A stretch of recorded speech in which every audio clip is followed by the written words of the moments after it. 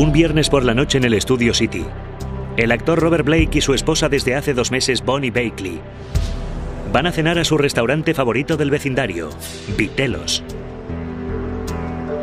Entre mis clientes hay mucha gente del mundo del espectáculo. Robert Blake era habitual. Incluso le dedicamos un plato de pasta, fusilli a la Robert Blake. Blake aparca a 1,5 manzanas del restaurante. Podría haber aparcado en el aparcamiento, pero no lo hizo. A veces lo hacía, a veces no. Así que fueron andando a Vitello's. Entraron, todo el mundo le conoce, es cliente de 20, 30 años. La pareja se sienta en la mesa habitual de Blake. El actor presenta a su nueva esposa al personal y a los habituales. Hacia las 9:30 se despiden y se van. 10 minutos después, en una casa a la vuelta de la esquina del restaurante, el director de cine Sean Stanek oye un alboroto. Alguien empezó a dar golpes en la puerta y a llamar al timbre. Abrí la puerta y dije, ¿Robert? ¿Blake? Y dice, tienes que ayudarme. Estaba frenético, tenía los ojos así, muy dilatados. Mientras Stanek llama a emergencias, Blake explica que han atacado a su esposa y que necesita una ambulancia. Estaba muy confundido, histérico. Así que le dije, vale, cálmate un segundo. Se oían rumores que tenía mucho genio y lo primero que pensé fue que quizá había pegado a su mujer y había enloquecido. Me llamo Sean Stanek. ¿Sabe quién es el actor Robert Blake? Sí. Ha entrado aquí y está gritando mucho. Le conozco de aquí, del vecindario. Bien. Que manden una ambulancia. ¿Ella está consciente? ¿Está consciente, Robert? No. No está consciente. ¿Está respirando? ¡Deprisa!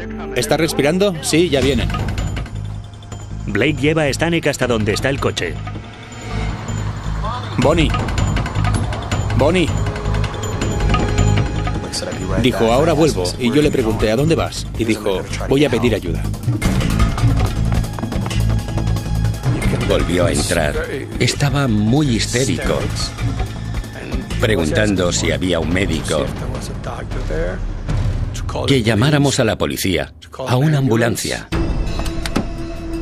Mientras tanto, Stanek intenta ayudar a la esposa de Blake. Vi que tenía la nuca completamente empapada de sangre. Intenté hablar con Bonnie. Intenté conseguir de ella algún tipo de respuesta, pero no había forma.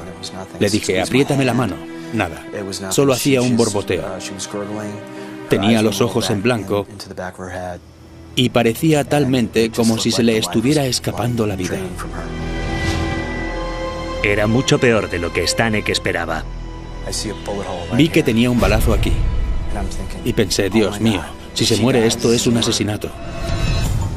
Miré hacia abajo y vi su bolso y pensé, vale, no ha sido un robo porque el bolso sigue aquí. Según llegan los paramédicos, el drama se intensifica. Robert Blake estaba gritando, llorando. No se podía acercar al coche. Me acerqué a él y estaba sentado en el bordillo y estaba, bueno, totalmente fuera de sí. Entonces empezó a vomitar. Yo intentaba calmarle y él, ¿cómo está? ¿Está muerta? ¿Está muerta? ¿Está muerta? Me pareció una pregunta un poco extraña. Varios testigos que presenciaron la escena dijeron posteriormente que Blake parecía estar actuando o exagerando. Temblaba violentamente y lloraba guturalmente. Al mirarle a la cara me di cuenta de que no había lágrimas y me pareció que estaba actuando. Studio City está lleno de gente que trabaja en el mundo del cine. Pero esto era todo un drama, incluso para ellos. Y apenas había empezado el primer acto. Cuando los detectives de Hollywood vieron que la víctima del crimen era la esposa de un actor, llamaron a Homicidios Especiales, la división de robos y homicidios con base en el centro de Los Ángeles. Las cámaras ruedan mientras la policía interroga al devastado actor. Blake explica que Bonnie tenía enemigos. Dijo que ella tenía mucho miedo de que le pudiera pasar algo. Blake, que tenía permiso para llevar armas, dice que había sacado su revólver del cinturón durante la cena y que se lo había olvidado por accidente en el asiento. Él y Bonnie habían regresado al coche. Subieron al coche, ella subió por el asiento del pasajero y él se da cuenta, la pistola se ha quedado en el restaurante. No la tengo, se me ha olvidado. Entonces Blake vuelve a Vitelos. Entró en el restaurante por la puerta de atrás, fue hasta su mesa, encontró la pistola debajo de la mesa y volvió al coche. Blake sostiene que cuando llegó al coche, Bonnie ya estaba herida. El policía dice, un momento. ¿Lleva un arma, una pistola ahora? Blake les entrega el arma, una Smith & Wesson 38 especial. Atrás, tenemos un arma. Yo estaba impactado y estaba pensando, vamos, no puede ser el arma del crimen. Este hombre no puede ser tan estúpido como para llevar encima un arma. Pero todo era cada vez más confuso e inmediatamente el agente de policía nos separó. Señor Stanek, ¿puede ponerse ahí? Y así empezó todo. La policía examina los alrededores de la escena del crimen en busca de pruebas e interroga a los vecinos. Pero desde el primer momento parecen tener un solo sospechoso en el punto de mira. Cuando muere alguien casado, 9 de cada 10 veces ha sido el cónyuge. Pero la policía en general no se da cuenta de que también es la 10ª vez. Yo estaba en Mónaco en el juicio por asesinato de Edmond Safra cuando supe del caso Blake. Al principio pensé que era demasiado poco importante para seguirlo, pero al final me enganchó. Después de tantos años lejos de los focos, Robert Blake iba a ser el protagonista de la escena en la mejor actuación de su vida.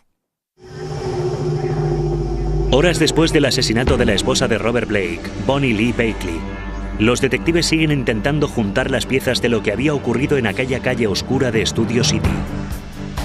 Cuando los detectives se hicieron cargo del caso, supieron que iba a ser un tema muy intenso porque la víctima era la esposa de un actor.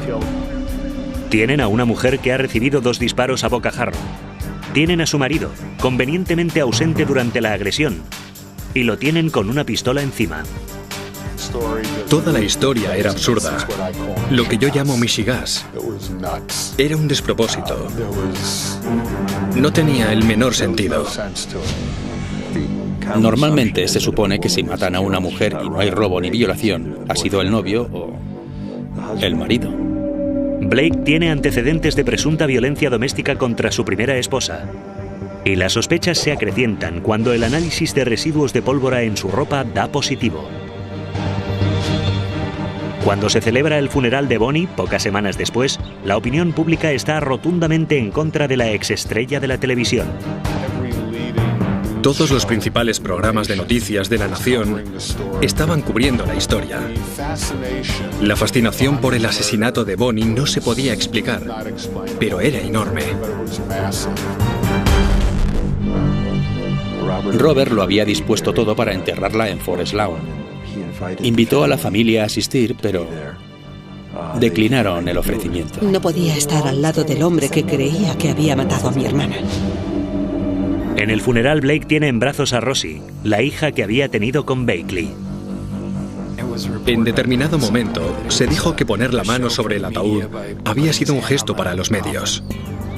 ¿Pero por qué iba a matar Blake a la mujer con la que se acababa de casar? Mientras continúa la búsqueda de pruebas en las calles de Studio City, los investigadores examinan más de cerca el matrimonio de la pareja. Por lo que descubrieron sobre la relación, parecía que Blake tenía un motivo. Era un matrimonio falso. Ni siquiera dormían juntos y Blake se estuvo riendo de ella con sus amigos cuando se casaron. Se mantuvo en secreto y el certificado matrimonial era un certificado confidencial. Él no quería que la existencia de la relación se hiciera pública. Al interrogar a Blake y a sus conocidos, la policía descubre que, en efecto, Bakley había forzado el matrimonio. Bonnie había dicho claramente en numerosas ocasiones que quería casarse con un famoso. Quería vivir la vida de las celebridades. Quería formar parte de Hollywood. Ella ya se había relacionado anteriormente con muchos famosos mayores. Dean Martin, Frankie Valli. Decía que había tenido un hijo de Jerry Lee Lewis. Su objetivo era cazar a un hombre, un famoso. Robert Blake había sido famoso desde que tenía tan solo 6 años. Robert Blake empezó de pequeño con las comedias de Our Gang. Era un niño de Hollywood. Era uno de los pequeños granujas. Pero la vida real no había tratado bien al pequeño Bobby Blake. Básicamente era quien mantenía a su familia, y su padre estaba resentido con él por eso. Él afirmaba que había sido víctima de graves abusos físicos, sexuales y psicológicos por parte de sus padres. Decía que su padre le encerraba en un armario y que su madre en ningún momento le había protegido. A lo largo de las siguientes décadas, Blake se convirtió en un actor serio. Lo cierto es que era un actor increíble.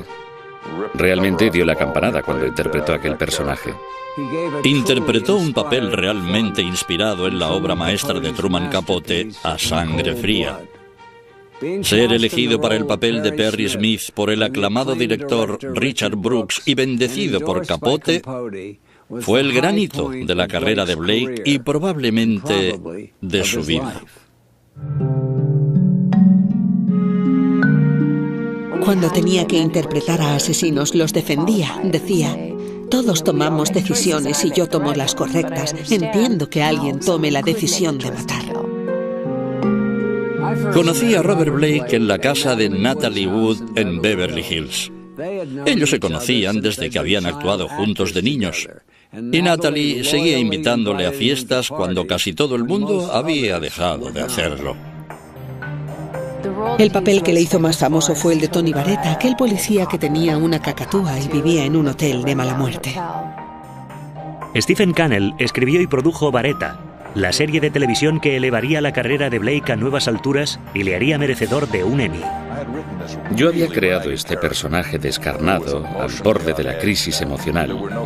Y en aquel momento no había personajes así en televisión y pensé: Dios, esto es demasiado para ser lo mejor que se ha visto en televisión. Como su personaje, Blake tenía fama de ser impredecible y brusco. Y a veces se pasaba de la raya. Solía aparecer en el show de Johnny Carson y siempre decía muchas barbaridades. Era bastante iconoclasta y no seguía el juego de Hollywood. Creo que eso pudo perjudicar su carrera. Le gustaba cultivar la imagen de que era un tipo normal, de la calle. Si te metes conmigo, atente a las consecuencias. Pero creo realmente que nunca fue así. Es irónico que un tipo duro como Bob Blake fuera presa de una cazadora de famosos como Bonnie Bakley. Esta madre de 4 hijos vivía en Arkansas, pero iba regularmente a Los Ángeles. Se hospedaba en el Holiday Inn, junto a los estudios Universal, y salía a la caza de cualquier hombre con el mínimo aire de celebridad. Bonnie Lee Bakley encontró a su hombre en 1999 cuando fue a una fiesta de cumpleaños en un club de jazz en honor de Chuck McCann, un antiguo amigo de Robert Blake. Allí fue donde conoció a Blake aquella noche y parece que conectaron. Blake tuvo relaciones sexuales con Bonnie en su coche, en el aparcamiento del club de jazz, y a todo el mundo le pareció muy mal que Bonnie hiciera algo así. Dijeron que era una golfa y todo eso. Pero nadie dijo nada de Robert Blake. Y para eso hacen falta 2. Si pensamos en su objetivo de cazar a un famoso y casarse con él, podemos suponer que estaba intentando cazarle a él si podía. Y si juntamos toda esa información, creo que se quedó embarazada intencionadamente. Blake se puso furioso. Bonnie Bakley le había dicho que tomaba la píldora. Más o menos entonces, Bakley empezó a grabar en secreto sus conversaciones. Yo solo quería estar contigo. No se me ocurrió que pudiera pasar nada malo. Me juraste por tu vida que pasara lo que pasara, no tenía por qué preocuparme. Y fue una cochina mentira podrida y miserable. Y te quedaste embarazada deliberadamente. No fue un descuido. Te quedaste embarazada deliberadamente. Tu periodo terminó el 20 de agosto y viniste aquí a joder conmigo justo el día que tenía que ser. En eso te equivocas. No porque quisieras estar conmigo. Lo hiciste porque se te había metido en la cabeza que querías tener un hijo de Robert Blake, por las razones retorcidas y absurdas que sean. Así que es todo tuyo, nena. y te lo vas a comer tú sola. Tú planeaste todo esto. Él intentó pagarle un par de cientos de miles de dólares, pero no lo quiso, no quería eso. Cuando da a luz el bebé en Arkansas, Bonnie anuncia que el padre es el hijo de Marlon Brando, Christian, con quien estaba viéndose cuando conoció a Blake. Cuando veía una foto de Rosie estaba muy claro que era hija de Robert Blake. Y cuando Robert Blake vio su foto, entonces todo cambió en su interior. Según sus amigos, el instinto paternal de Blake lo dominó y se enamoró del bebé instantáneamente. Al final, la prueba del ADN confirmó que el señor Blake era el padre. Pero durante un tiempo no estuvo claro, porque ella estaba jugando con los dos. Los investigadores descubren que Blake estaba decidido a salvar a Rosie de una mujer a la que consideraba profundamente trastornada. Bonnie Lee Bakley estaba viviendo en Little Rock, Arkansas, y estaba en libertad condicional porque anteriormente la habían detenido por fraude con tarjetas de crédito a la seguridad social, con tarjetas con nombres diferentes, carnets de conducir. Entonces lo importante pasó a ser proteger al bebé. Blake hizo volar a Bonnie a Los Ángeles con el pretexto de una reconciliación. Y convenció a su asistente personal de que se hiciera pasar por una niñera. Bonnie accede a dejar a la niña con la niñera, Nancy, mientras van a comer. Entonces, de repente, aparecen un par de amigos de Blake y le dicen a Bonnie: somos policías, sabemos que no debería estar aquí, ha violado la libertad condicional, más le vale volver a Arkansas, señorita. El plan de Blake funcionó, pero por poco tiempo. El responsable de su condicional le dio permiso para volver a por su hija. Bonnie fue a Los Ángeles, presentó cargos por secuestro y así fue como se produjo el matrimonio. No había nada que Blake pudiera hacer. Estaba atrapado. Llegaron a un acuerdo. Si se casaban, ella retiraba los cargos contra Robert Blake. La pareja se casó en noviembre de 2000. Cuando Bonnie acabó de cumplir la libertad condicional en Arkansas, se mudó a la casa de invitados de Blake. Pero según sus amigos y familia, nunca se sintió aceptada. Era un hombre malo, ella le temía. Ella creía que iban a intentar asesinarla y creía que Robert Blake sería quien estaba dispuesto a hacerlo. Dejó claro que aunque la asesinaran, antes sería famosa, toda una celebridad, que era lo que siempre había querido ser. La opinión pública venía a coincidir en que él era el asesino. Bonnie Bakley era la esposa de la que él quería deshacerse. Esa era la historia que sostenían la policía y las autoridades. Pero los defensores de Blake acusan a la policía y a los medios de juzgarle precipitadamente. Todo el mundo quería que Robert Blake fuera culpable porque empezaba a aparecer O.J. Simpson 2 y sabíamos lo que O.J. había supuesto para la audiencia de muchas cadenas de noticias. No había ninguna prueba de que Robert hubiera apretado el gatillo, de que Robert hubiera matado a su mujer. No había nada, absolutamente nada. 3 días después del asesinato, cuando el público está dispuesto a colgar a Robert Blake, la policía hace un descubrimiento desconcertante. Han identificado el arma que había matado a Bonnie Bakley, y no es la de Blake. El caso Blake se estaba convirtiendo en un buen guión televisivo. Cuando todos creían que ya sabían el final, ¡sorpresa!, la historia daba un nuevo giro. Un día después de que Bonnie Bakley perdiera la vida en una oscura calle de Studio City, los investigadores creen haber encontrado la pistola que la ha matado. Los detectives de homicidios la encontraron buscando en un gran contenedor que había justo delante de donde Robert Blake había aparcado el coche. En el fondo del contenedor encuentran una pistola Walther 9 mm semiautomática, el mismo calibre que el arma del delito. Quien había disparado el arma, después de dispararla, la sumergió en aceite y la tiró al contenedor. Al limpiar el aceite desaparecerían las huellas dactilares.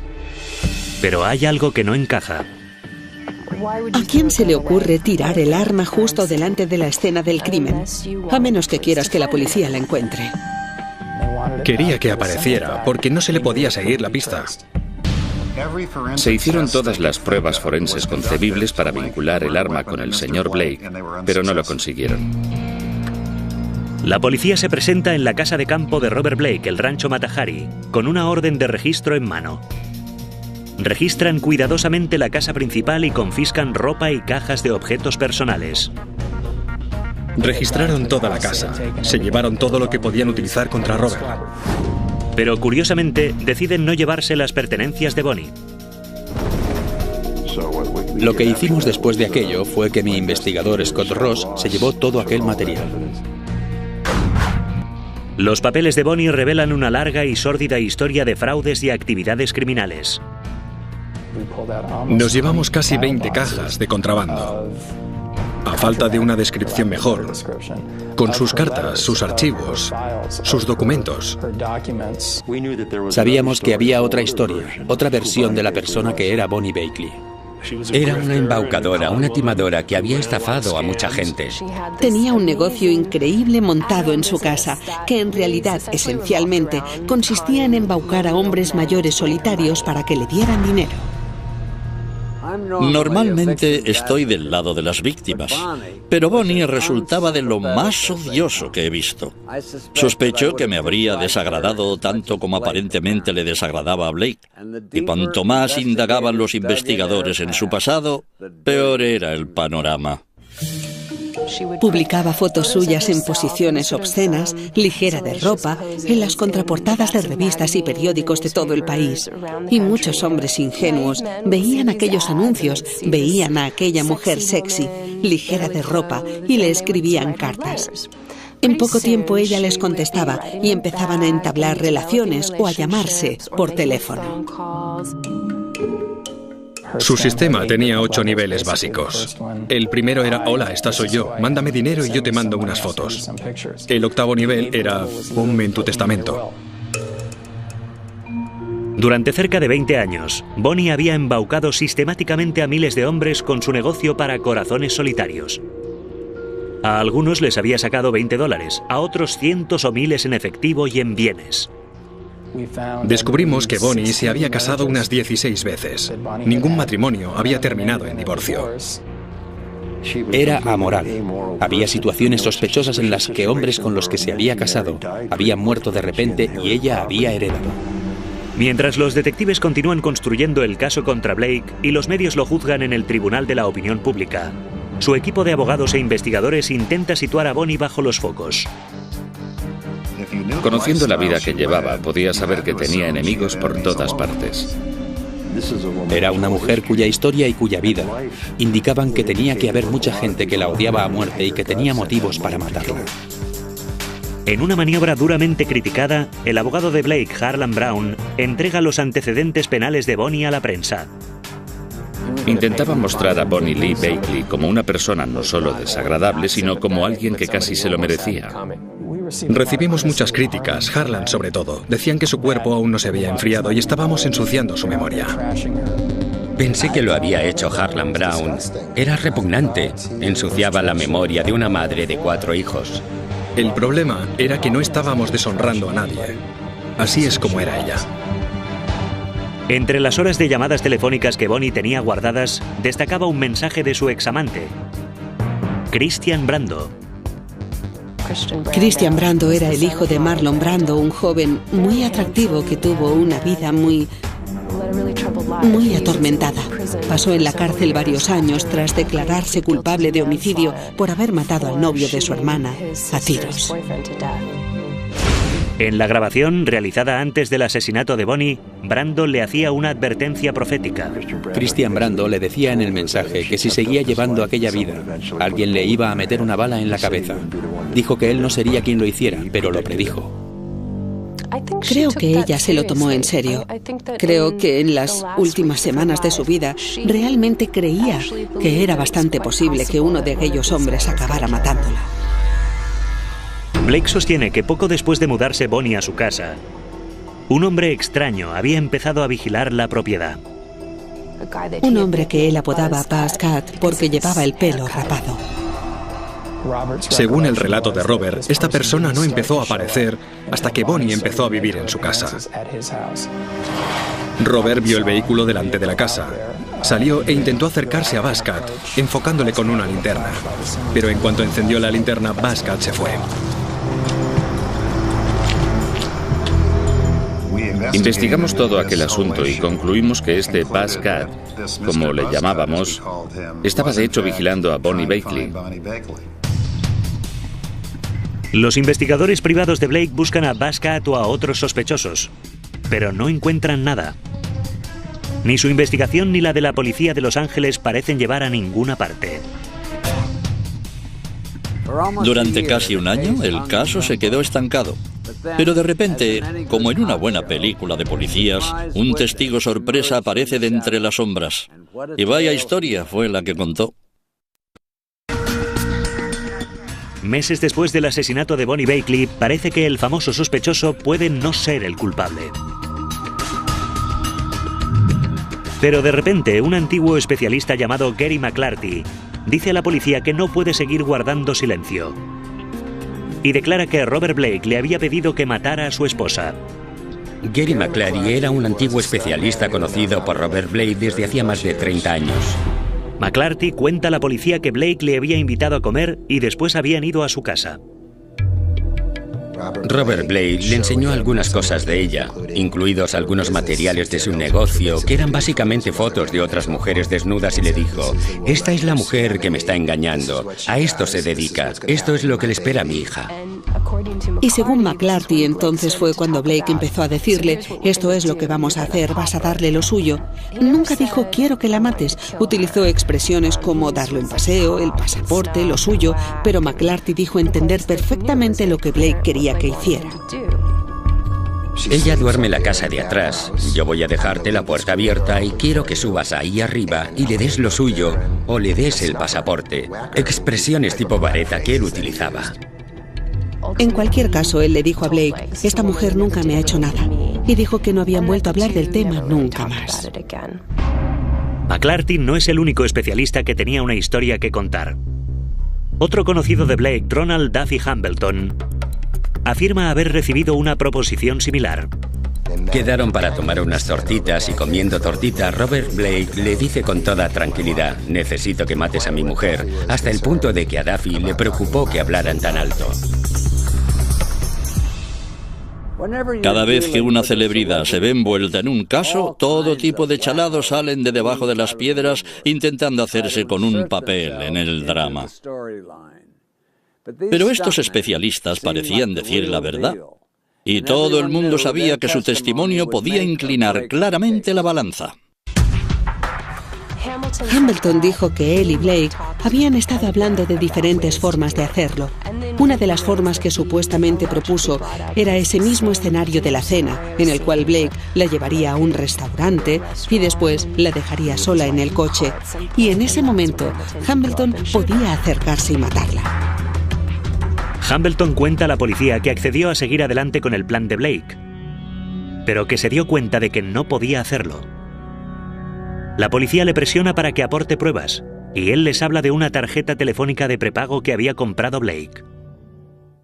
En un 7-Eleven compraron lo que creían que sería una tarjeta telefónica ilocalizable. Y el acuerdo fue que siempre que Blake tuviera que llamar a Duffy, utilizaría esa tarjeta de forma que nadie pudiera relacionarlos. Duffy llevó a la policía al 7-Eleven donde la compraron, revisaron los recibos y ¡bam! Era Robert Blake comprando la tarjeta. La policía comprueba el registro telefónico y descubre que la tarjeta fue utilizada docenas de veces para llamar tanto a McClarty como a Hambleton. El interrogante pasa a ser ¿por qué Robert Blake no realiza las llamadas desde su móvil o bien desde su teléfono fijo?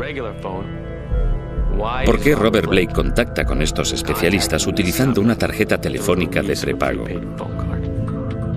Había 120 llamadas telefónicas, unas 100 a Duffy y las otras 20 a Gary McClarty, a nadie más. Y acaban el día del asesinato. La última llamada fue la mañana del asesinato. La evidencia es comprometedora, pero los investigadores saben que van a necesitar algo más para garantizar una condena. Entonces Hambleton ofrece otra pista. Duffy Hambleton le recomendó a Robert Blake que empezara a retirar dinero para pagarle cuando hiciera el trabajo. La idea era que fuera retirando pequeñas cantidades de varios bancos. Los detectives lo comprueban. Blake había empezado a retirar cantidades de entre 100 y 5.000 dólares que se iban incrementando entre octubre de 2000 y marzo de 2001. Empezaron a saltar avisos de actividad sospechosa en el banco, que empezó a indagar qué estaba pasando con aquellos reembolsos. Los $100.000 aproximadamente que retiró antes del asesinato nunca aparecieron. Si le dio todo o parte a quienes solicitó que hiciera el trabajo, es algo que no sabremos nunca. Los investigadores descubren detalles todavía más incriminatorios. La primera esposa de Blake, Sondra Kerr, muestra un lado de Robert que podía ser el último clavo sobre su ataúd. Contó cosas como que Blake le había disparado con una pistola en una ocasión. Se contaba que en determinado momento le había puesto una pistola en la cara y la había amenazado con volarle la cabeza si no le daba la plena custodia de los hijos. Lo describió como un embustero peligroso. Había muchas similitudes entre la historia de Sandra Blake y lo que le había pasado a Bonnie Lee Bakley. En abril de 2002, casi un año después de la muerte de Bonnie, Robert Blake es arrestado.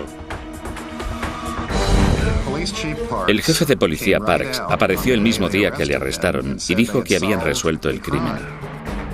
La policía de Los Ángeles ha obtenido evidencias tanto físicas como circunstanciales significativas que demuestran que Robert Blake mató a Bonnie Lee Bakley.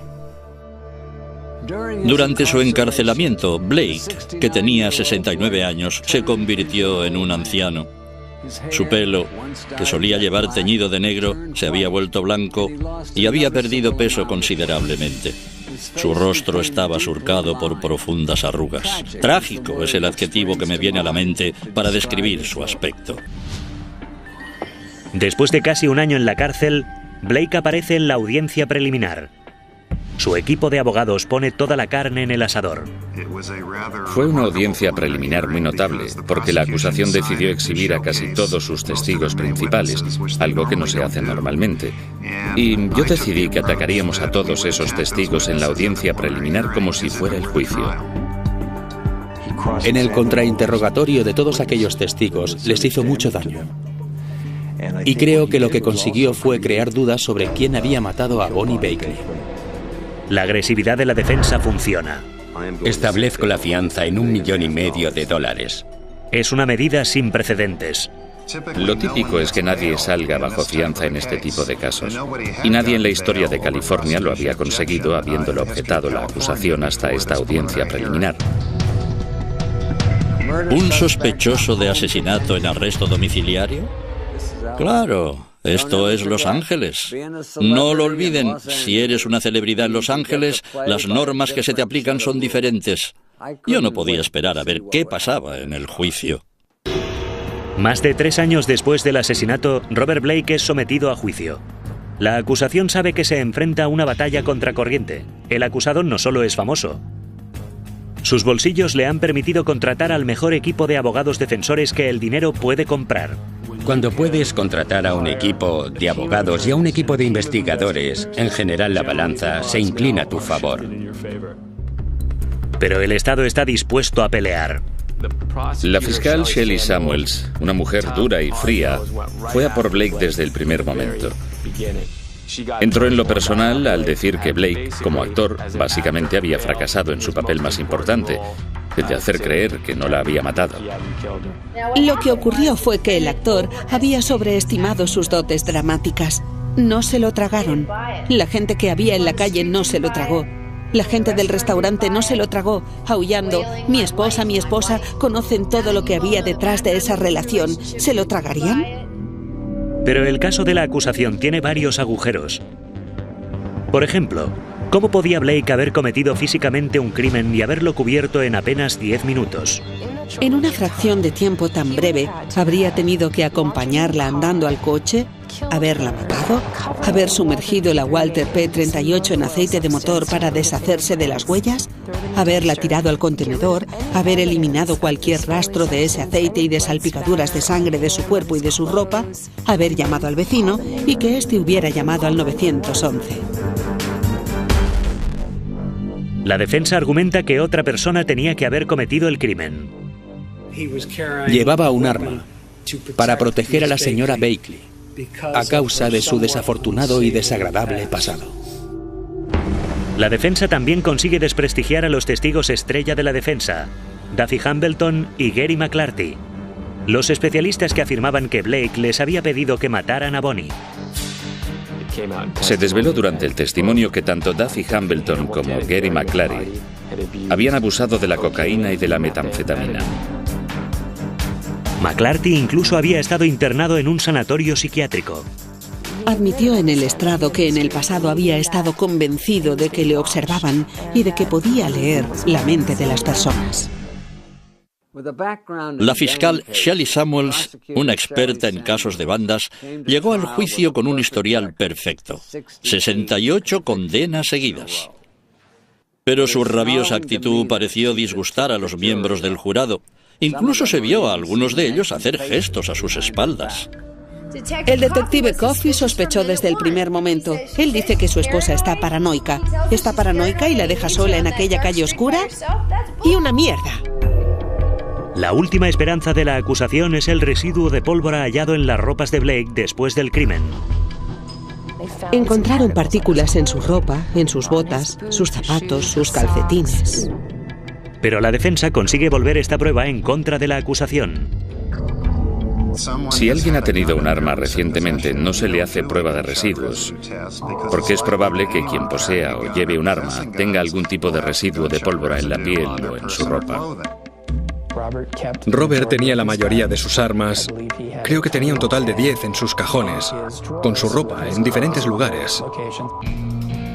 Blake no declaró en ningún momento durante el juicio de 3 meses. Después de 9 días de deliberación, el jurado tiene un veredicto. Nosotros, el jurado del presente proceso, declaramos al acusado Robert Blake no culpable de asesinato en primer grado de Bonnie Lee Bakley. A la puerta del juzgado, Blake da una conferencia de prensa improvisada, en la que corta el dispositivo de monitorización y lo muestra como signo de victoria. Yo dije, espero borrarle esa sonrisa de la cara. El titular fue, abogado californiano jura borrar la sonrisa de Blake. En aquel momento empezó la partida de verdad. Estaba tan furiosa con él. Había un gran abismo entre quererla muerta, a querer que alguien la matara, a apretar el gatillo él mismo. Pero quedaba una última batalla por librar. La familia de Bonnie anuncia que presentará cargos civiles y esta vez Blake no tendrá más remedio que testificar. En septiembre de 2005 comienza el proceso civil de Robert Blake en Burbank, California. El juicio fue, en muchos sentidos, mucho más interesante que el proceso criminal. En un proceso civil, el jurado solo tiene que estar de acuerdo en un 51% de que el acusado es culpable para fallar a favor del demandante. A diferencia de los procesos criminales, el acusado debe subir al estrado.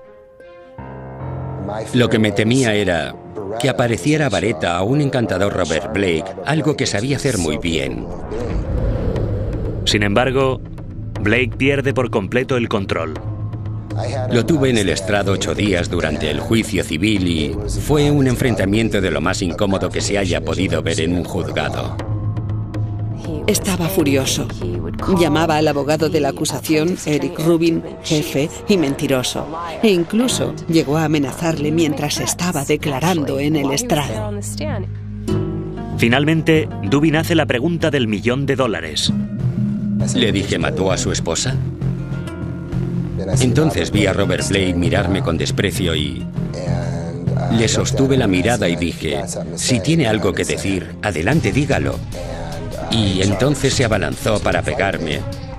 Había 4 abogados entre nosotros y consiguieron detenerle, impedir que llegara hasta mí.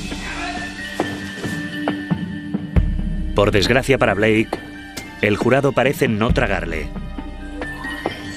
Su odio se refleja en el veredicto.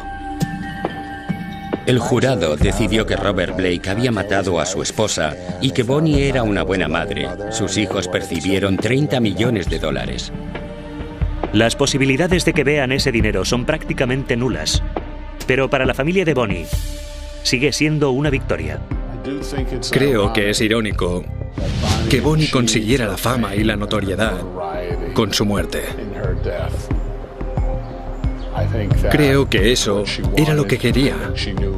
Creo que sabía que iba a ocurrir. Y creo que de hecho estaba dispuesta a morir para conseguirlo. En cuanto a Blake, ha cambiado la celebridad por el anonimato. Voy a irme y voy a hacer un poco el cowboy. ¿Sabéis lo que es eso? No, no sabéis lo que es. Dejas que el aire te revuelva el pelo y acabas en un pequeño bar en algún lugar de Arizona, jugando una partida de billar a una mano con una portuguesa de 90 años que te pega una buena paliza. Y al día siguiente estás en un parque, en otro sitio, jugando al ajedrez con alguien. Oí decir que Robert había estado trabajando de bracero en un rancho. Dijo que estaba arruinado, que no le quedaba ni un centavo, y me lo creo, por todos los procesos legales por los que tuvo que pasar. No pude evitar sentir tristeza por las